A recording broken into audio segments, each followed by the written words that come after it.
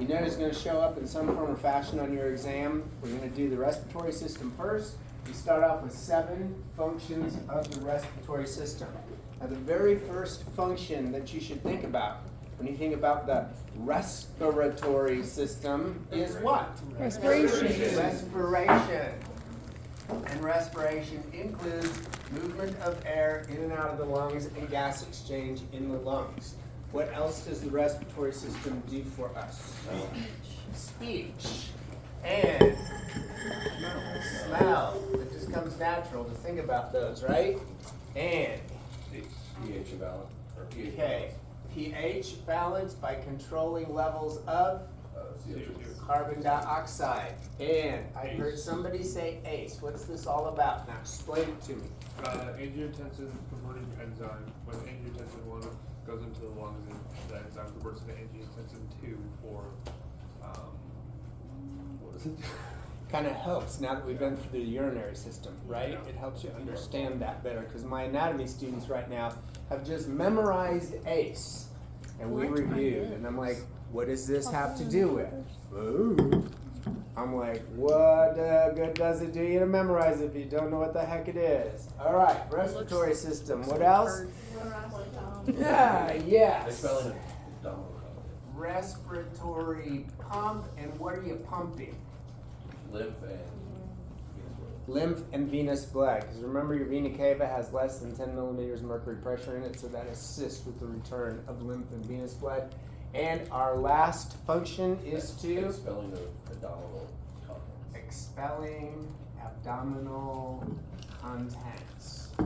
And that occurs during 2 events. Defecation and childbirth. Defecation and childbirth. There you go.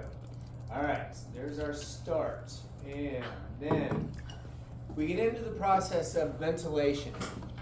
Ventilation is the process of inhalation and exhalation. It is explained by one gas law. What is the gas law? Boils. Boyle's law. What does Boyle's law state? Pressure and volume are inversely inversely There you go. Pressure and volume are inversely related. So now apply that to breathing. As I inhale, I do what to my thoracic cavity? Expanded. Increase volume, which does what to pressure? decreases pressure. And air will move And in. Because air moves due to blank, blank. Pressure gradient. Pressure gradients. What is the name of the structure which adheres the lungs to the diaphragm and to the ribs so that we can ventilate? External intercostal. Right? No. No. I lied. Don't Listen to me. them. What did you guys say? The pleura. Oh. The pleura is the structure which attaches the lungs to the ribs. And remember that pleural space? It's supposed to have a slightly negative pressure. It's a sealed container with a negative pressure. What happens if I break that seal? Collapse The lung collapses, and we would call that, what's the name of that? Pneumothorax. Pneumothorax. All right. Because you're going to need to know some homeostatic imbalances. All right, so we did that, we did that. What is, now this is more getting along the lines of what she was trying to come up with. What's your number 1 muscle of inspiration? diaphragm. What's your number 2 muscles of inspiration? External intercostal. External intercostals. All right, there's 3 primary factors which are going to influence ventilation.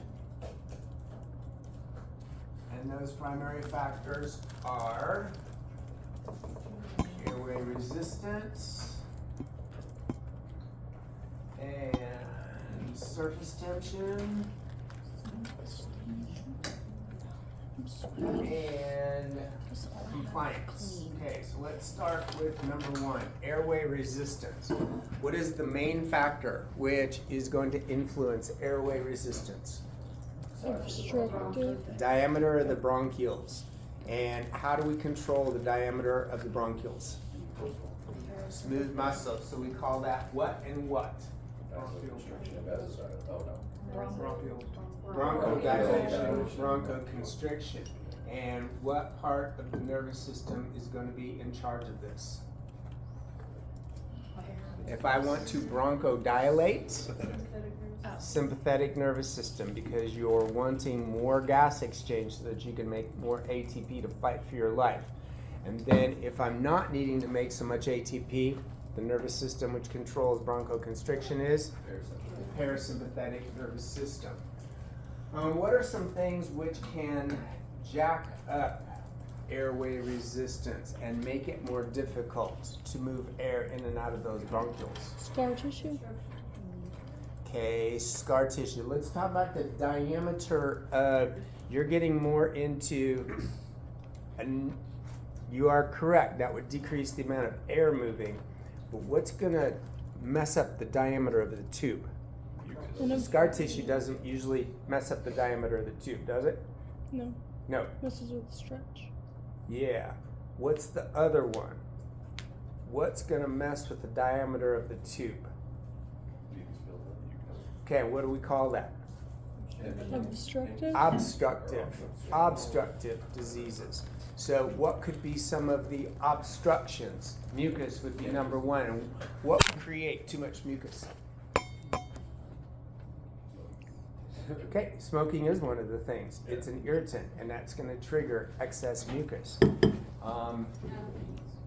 Allergies, that's going to be another one. And some people have cases of what's called inflammation of the bronchioles, bronchitis. And bronchitis can actually be in a chronic state, right? That can go on and on and on and on. Tumors could also do that. Rare, but it does happen. All right, what causes surface tension? Surfactant doesn't cause it. The attraction of water. Hydrogen bonds in between the oxygens and the hydrogens on a water molecule. And surface tension is a problem because it causes the alveoli to want to do what? Collapse. Now, how do we normally fix that? With surfactant, because it does what to the hydrogen bonds? Breaks the hydrogen bonds. This is typically not going to be an issue with adults, but it's an issue with who? Preemies. Or premature. Premature babies. So what do we call that condition? Premature lungs. RDS. Respiratory distress syndrome. And we'll fix that how? CPAP. We'll fix that how? CPAP. Yeah, put them on a CPAP machine in the NICU until they have developed their type 2 alveolar cells. All right, what does the term compliance refer to? Stretchability of the lung. So anything that messes around with the stretchability of the lung will create problems moving air in and out. Haley, what could be something that messes around with the stretchability of the lungs? Scar tissue. Scar tissue. What do we call that condition when we create scar tissue in our lungs? Okay, that's an example of one. If we go bigger, what do we call it? Restrictive diseases? Okay, it is a restrictive disease. I was trying to get out of you fibrosis. Say Because it loud. She said it, but you need to say it louder so we can hear you. I'm old. What do you think has happened to my hearing? I have eyes in the back of my head, but You kept saying it. I was like, say it out loud. As I was thinking. yeah, I can't hear you. So fibrosis, which I was trying to get to, because anything that causes the development of collagen fibers in your lungs is going to prevent them from stretching. It's going to reduce compliance. So you mentioned emphysema. Emphysema is going to be one of those things. What is the condition called when you inhale particulates such as asbestos or coal dust that create scar tissue? Okay, there's a name from our PowerPoints that you need to be able to recognize. Remember that term? Pneumoconiosis. Pneumoconiosis. That's the collection of scar tissue being created because of that. And it's what? Pneumo what? Pneumoconiosis. It's an example of a restrictive air disease. So, and it results in fibrosis, which decreases your compliance. There's one other thing, but it's not creating scar tissue. It happens in old people between your joints. Arthritis. That could be something else that's going to decrease compliance and make it more difficult to move air in and out of your lungs. All right, so we covered that.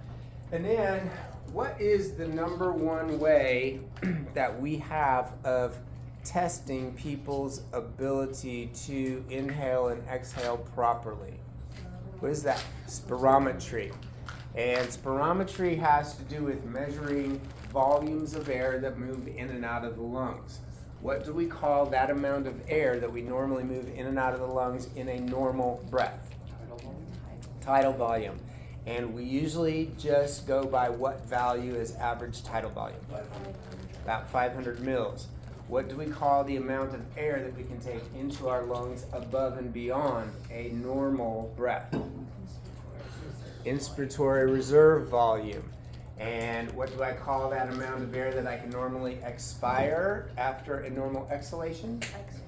Expiratory reserve volume. And then what do I call that amount of air that's left in the lungs that I can't expire unless my lungs collapse? Dead air. I've heard of it in layperson's terminology called that, but that's not what we're going to call it. What do we call it? The residual volume. Is it the same for men and women? No. What number do they usually give for women? 1100 mils, and for men? 1200. If I took inspiratory reserve volume and tidal volume and expiratory reserve volume and added them together, what would I get? Vital capacity. Vital capacity. And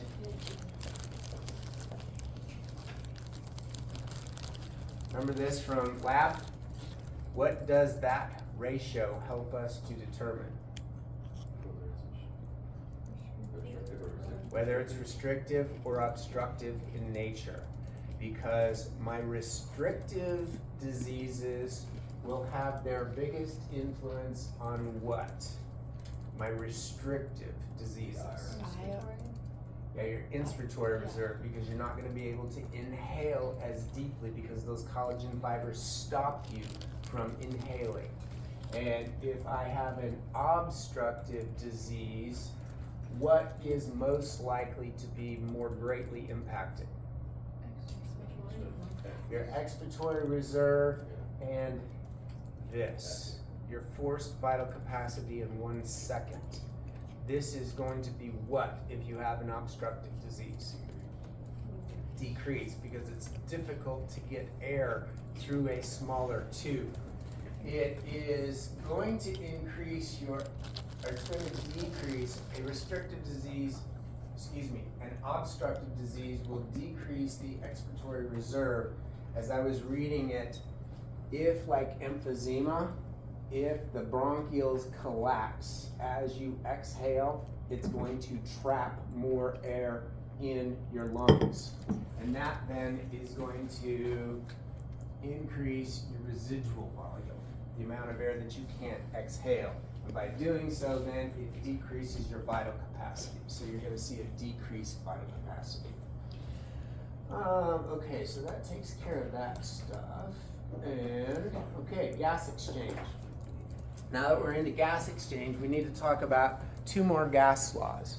What was Dalton's gas law all about?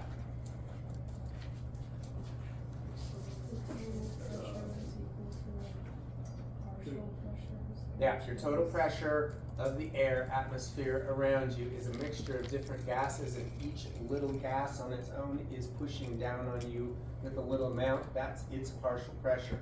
Now, how does that relate then to gas exchange? Why did they want us to learn about Dalton's law? What does it have to do with gas exchange? Different gases move through the lungs and the blood at different paces. Okay, you're starting to get there. Think about pressure gradients here. How does Dalton's law apply to pressure gradients? And Oxygen pressure outside is higher than carbon dioxide. Just flipped it. okay, you're starting to get into the next gas law. So keep it simpler. We have to combine the two to get the whole picture. But what Dalton's law is talking about, if air is a mixture of partial pressures, okay? Your partial pressure of, say, oxygen.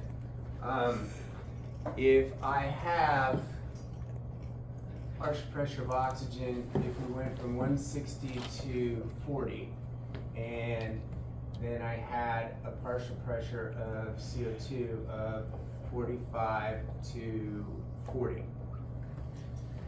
Which one would diffuse faster if diffusion and movement of gases was just dependent upon partial pressures? The oxygen. So that's what Dalton's law was all about.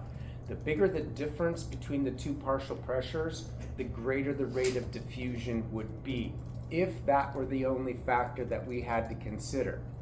But Henry's law brings in one more factor that we have to take under consideration. What is that other factor?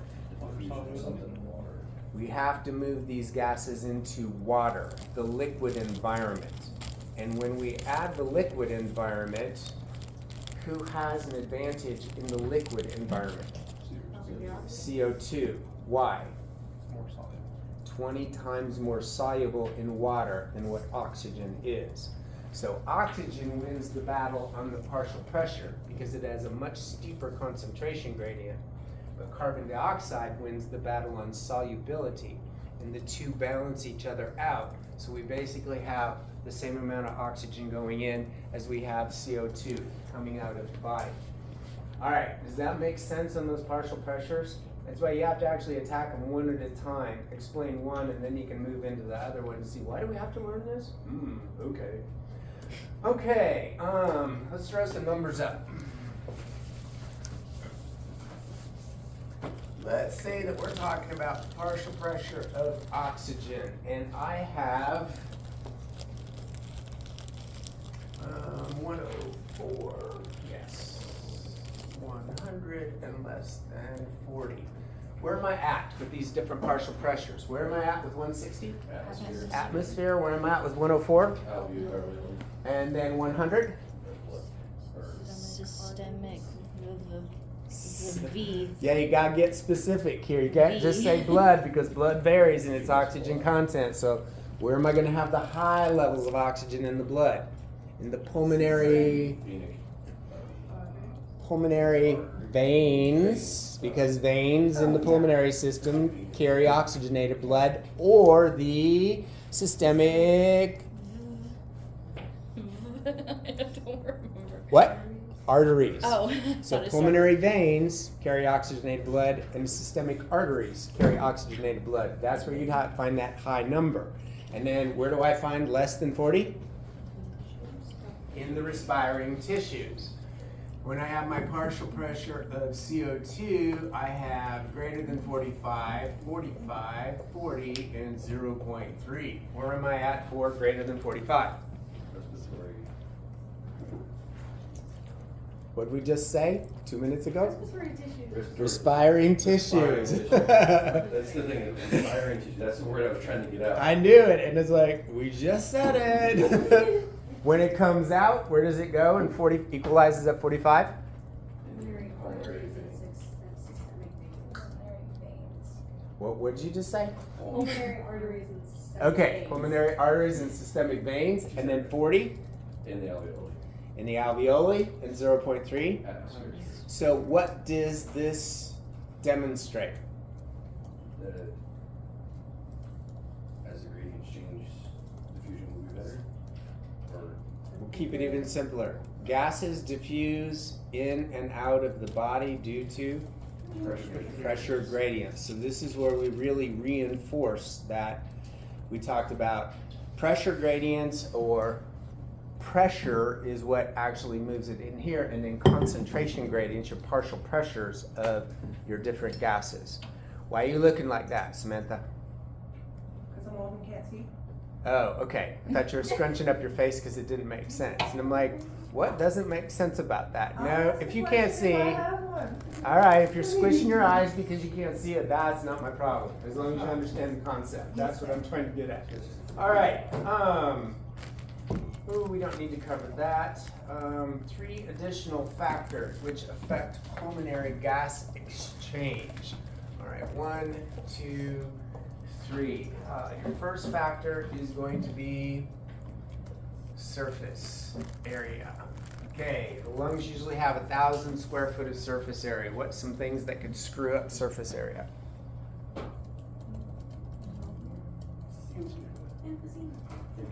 Why? Because it tears down the walls between the alveoli. There you go. And so with fewer walls, you have lost surface area. And there are 2 conditions which can be created because of that. So if you have less surface area, what's going to happen to your gas exchange in the lungs? It's going to decrease. So what's that going to do to the amount of oxygen which you carry in your blood? Decrease it. What do we call that condition created when we have less oxygen in the blood than we're supposed to have? H word. Hypoxemia or hypoxia. That's the condition. But we'll create another condition in the blood because it's not only going to cause us to have less oxygen, but we're also going to have more CO2. What is that condition created in the blood when we have more CO2 than we're supposed to? Okay, that's the end result of it, but what do we just call the condition? What's the definition of having too much CO2 in the blood? Hypercapnia. Hypercapnia. Yes, hypercapnia. Capnia, reference to carbon dioxide. Don't ask me where they got that name from. All right, number Where do you get 2. the name from? Thickness. Excuse me, I have a scratch. The respiratory membrane. All right. What are some things that are going to affect the thickness of the respiratory membrane? Pneumonia. And what does pneumonia do to the thickness? Increases it. Why? Fluids build up inside of the alveoli. One other thing that could thicken the membrane is we've experienced an epidemic or a pandemic. Smoking. COVID. What happens with COVID?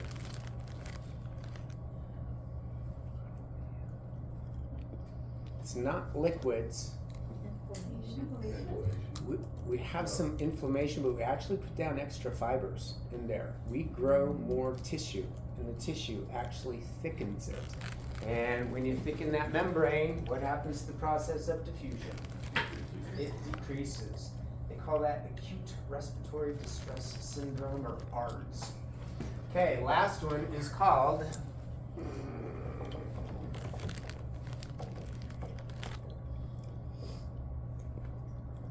ventilation perfusion coupling. So can you first just explain what is this concept all about?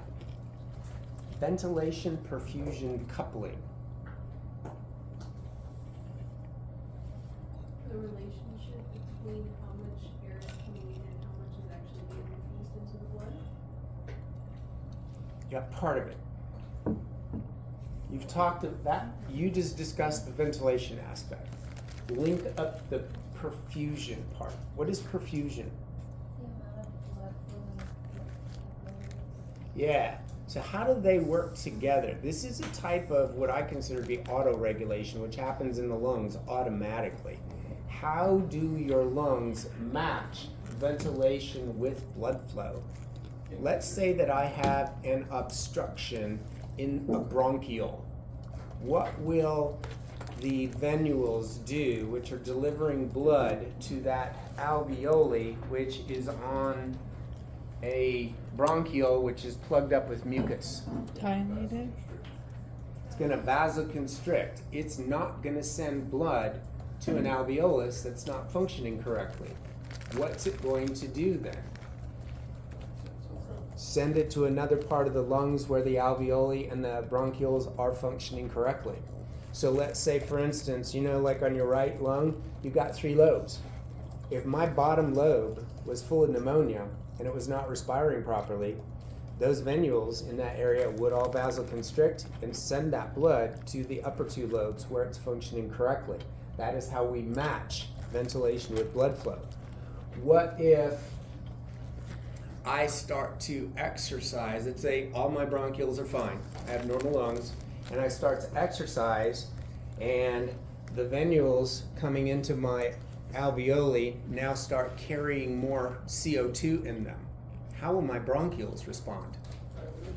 They're going to bronchodilate automatically because the increased levels of CO2 will automatically cause them to bronchodilate. I don't even have to have my sympathetic nervous system to do that, although it would probably be firing off at the same time going, hey, make sure that you go ahead and dilate. Okay, so that's ventilation, perfusion, coupling. All right, transport of blood through gases, through blood. How is oxygen transported in the blood? On hemoglobin. Okay, let's describe hemoglobin. How many molecules is it made of? 4. At the heart of each of those is a iron is part of a bigger thing called heme. In the middle of the heme group is iron. Okay, I was just walking you through it one step at a time. Does that make sense? So we have 4 different molecules that make up hemoglobin. Each molecule has a heme group in it. In the middle of that heme group is the iron, which carries the oxygen. And how is 98.5% of all the oxygen in your body transported? Attached to the hemoglobin, which means that how much is going to dissolve directly into your blood? Very little. Very, very little. Why? Because it's non-full. There you go. Oxygens share their electrons equally. They have no partial charges anywhere on the molecule, so it is a non-polar molecule. How do non-polar molecules get along with water? They don't. Oh, I know what we need to do next. Okay, remember having that discussion about loading and offloading? And we had that, she described the S-shaped curve for offloading oxygen. We had 4 factors which are going to cause oxygen to offload more quickly when it gets to respiring tissue. What are those 4 factors which increase the offloading of oxygen, make it go faster? Temperature.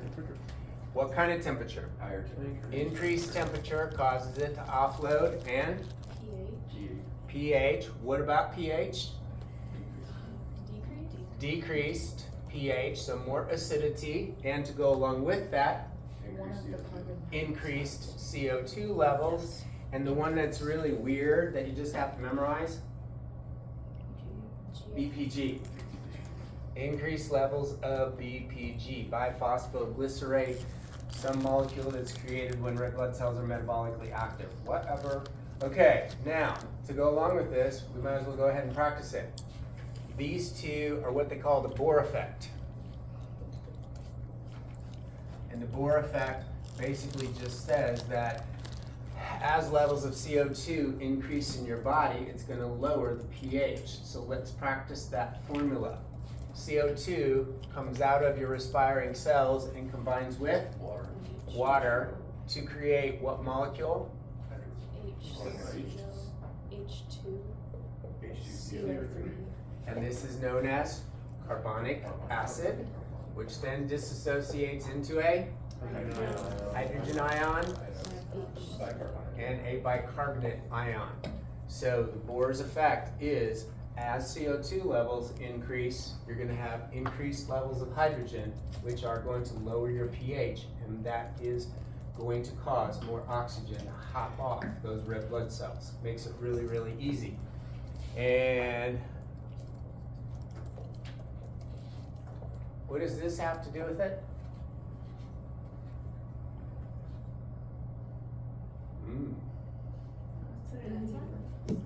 What does it do? Breaks down carbon. That's the enzyme that catalyzes that chemical reaction.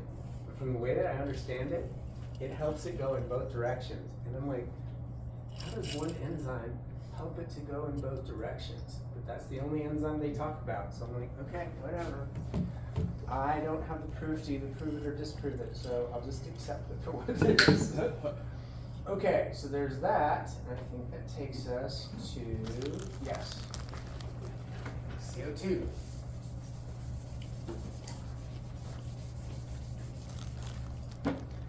Okay, CO2 transport in the blood.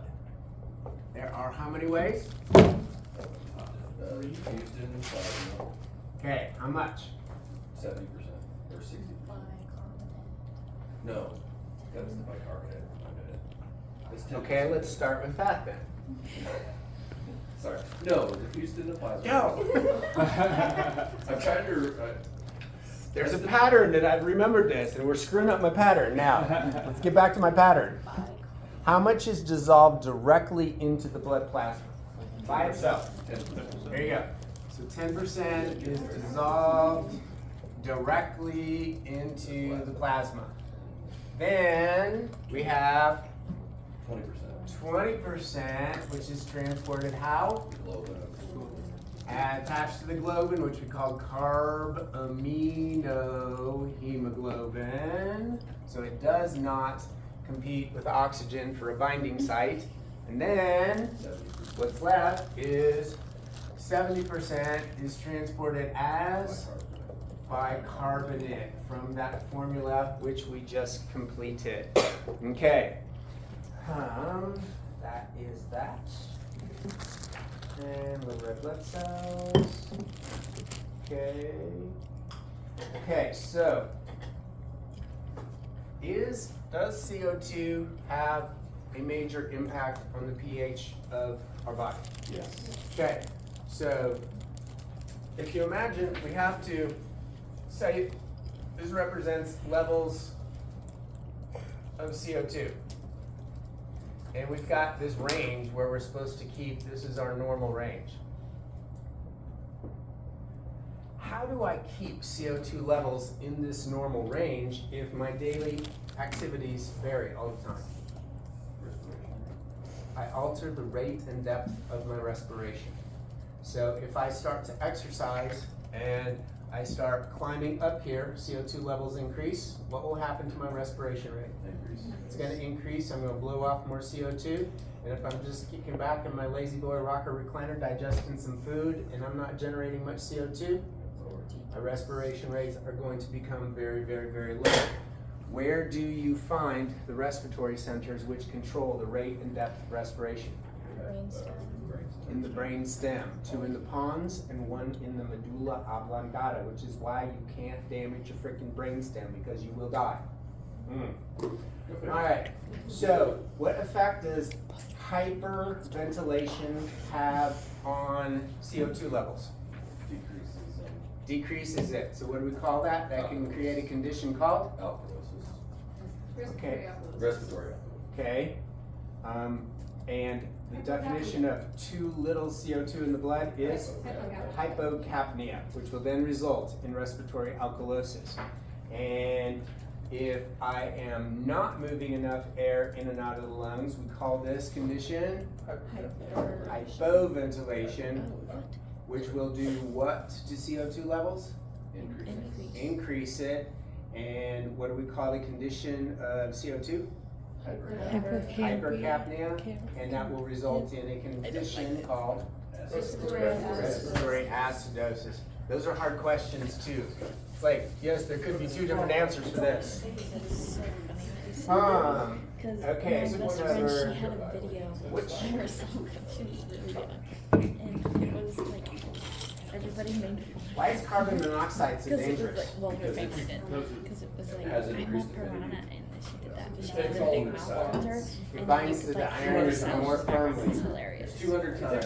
Anyway. There you go. That is a 200 times ability, right? Is that right? Basically it, yes. It's like likes it a lot more. All right, so there's functions. Okay, so you have central chemoreceptors, which are in your brain, and peripheral chemoreceptors, which are located in your aorta and in your carotids. Which of the 2, the central chemoreceptors or the peripheral chemoreceptors, have a bigger say on your respiratory rate? Central chemoreceptors. And what do they respond most strongly to? What's their biggest motivator? Low CO2 levels, which goes hand in hand with what other condition? That's not the stimulator. Acid. So the chemoreceptors in your hypothalamus respond to increased levels of CO2 and hydrogen ions. And as they sense that, that's what will trigger you to breathe deeper and faster. That's your main thing. Your peripheral chemoreceptors respond to oxygen levels, but if you remember right, they don't respond until your oxygen saturation drops down to more like 70%. And by that point in time, you're getting pretty, you need oxygen in your body. You need to get rid of that CO2. Wait. All right. Okay, so lung diseases, here we are at the end. We talk about restrictive lung diseases, and we already covered this. It's going to decrease your compliance. And on your spirometer, what is a restrictive lung disease once again going to impact the most? Stretch of the lungs. Inspiratory capacity, and when it decreases, your inspiratory capacity will also decrease your vital capacity and your total lung capacity. Common restrictive diseases. Name what you can think of off the top of your head. Emphysema, yes. Fibrosis, and we lump it into that big category, and I asked you guys if you recognize that term. Coniosis. Pneumoconiosis, and then the one which means we don't freaking know what causes it. BPG.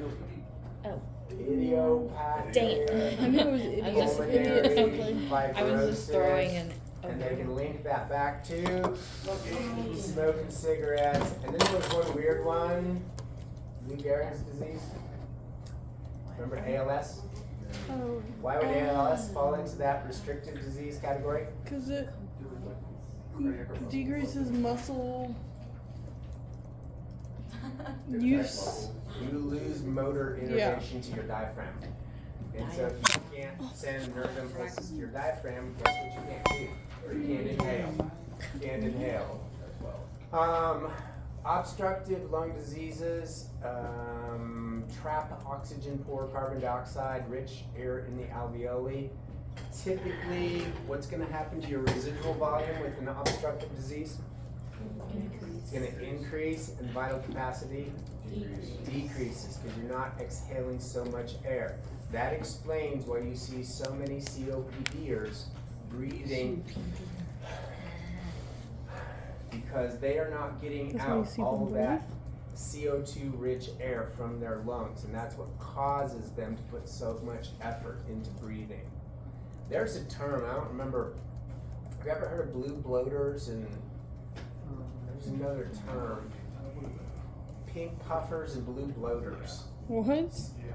It's the term, layperson's terminology, to describe people with COPD. Hey, never got it So if you ever hear blue bloaters and pink puffers, that's what it's referring to. Those are All funny right, names. and examples of obstructive airway diseases would be Pneumonia. Chronic Okay. bronchitis. chronic bronchitis, yes. COPD COPD is the big category, and she just mentioned there are 3 subcategories of COPD. Chronic bronchitis is one. Small airway disease is another, and then one that flips on both sides and is obstructive and restrictive. Emphysema. And then they throw the other one, inhaled irritants. Asthma. With asthma, you always have bronchoconstriction. Do you always have excess mucus production? No. Sometimes you do, sometimes you don't. It depends upon what's causing it and how you respond to that.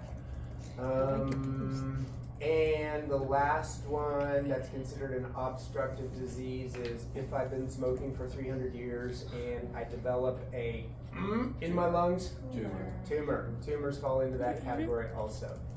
All right, that was a respiratory system. That was a lot of stuff. That was a lot of This stuff. one too. I'm past you though. All right, next up, let's do Amount of energy. urinary system.